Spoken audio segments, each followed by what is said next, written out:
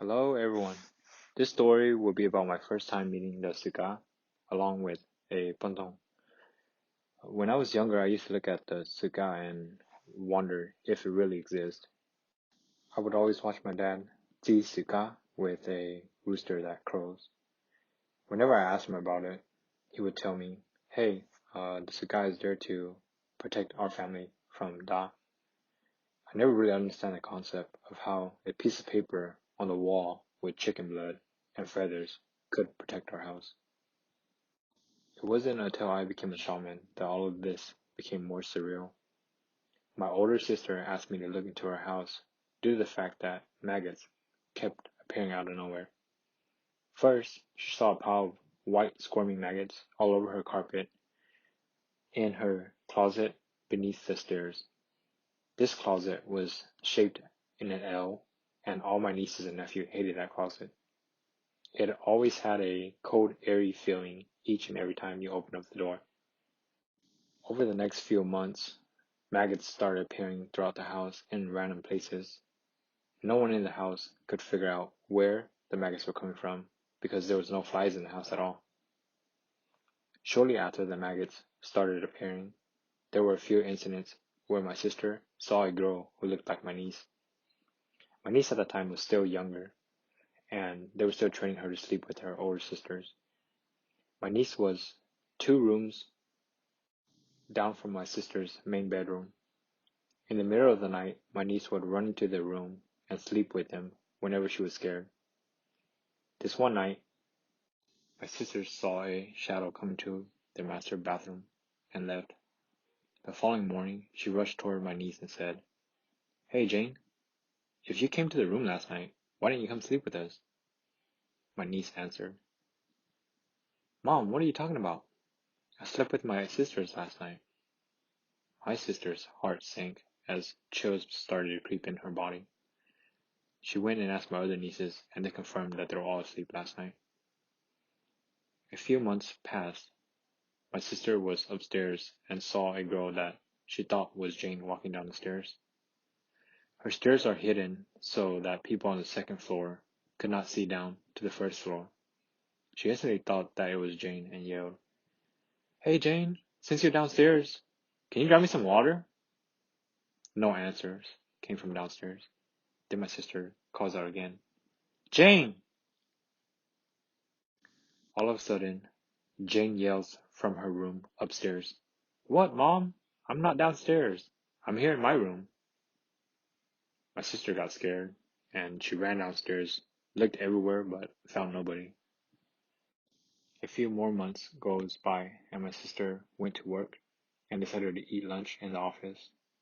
She opened the lid of her food container and decided to wash her hands before eating.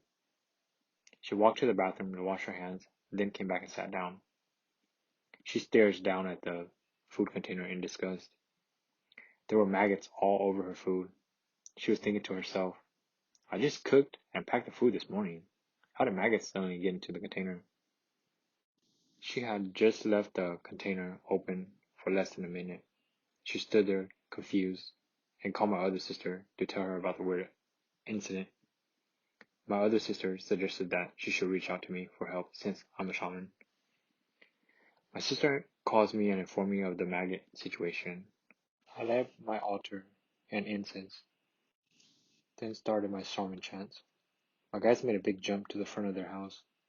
There in front of their house stood a tall, golden male figure. I started walking towards him as he stopped me in my path and asked, "¿Cómo hablas, chico? I stood there for a second, wondering who he was. This was my first time meeting someone else's suka. My guides tell me that, "Oh yeah, to know to suka."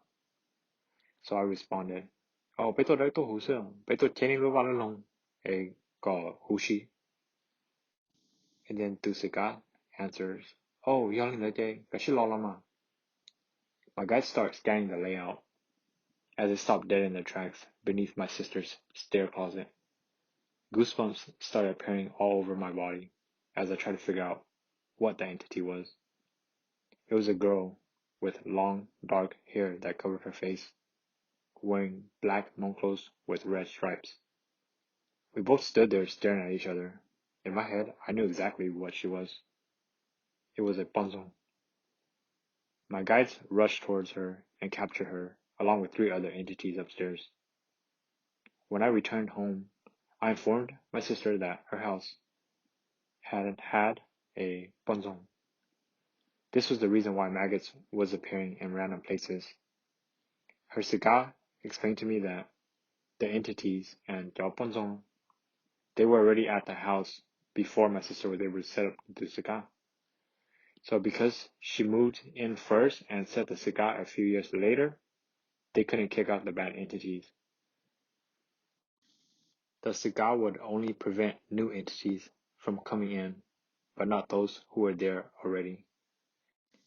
Now keep in mind, cô đã zum mù chế lữ chế bấy lửng with cho cô thua ya lại cho OG so with Tyson. The only to change no vào trường đến mà kiên gạo á. Là chỉ chế bấy lửng là mà chỉ cigar and these entities were still inside. I told my sister of the gold male figure, which was Nitusuka that I had met on the other side. She explained to me that she never really thought that Tusuka existed. Neither did I.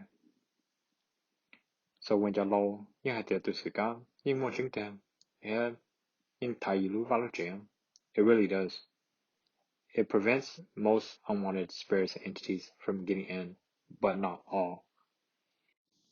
Well, that's the end of this story. I hope everybody enjoyed the story and thank you guys for tuning in with me. If anyone has any true stories that they would like to submit, please message us. Our email is in the bio. We'll see you guys in the next one.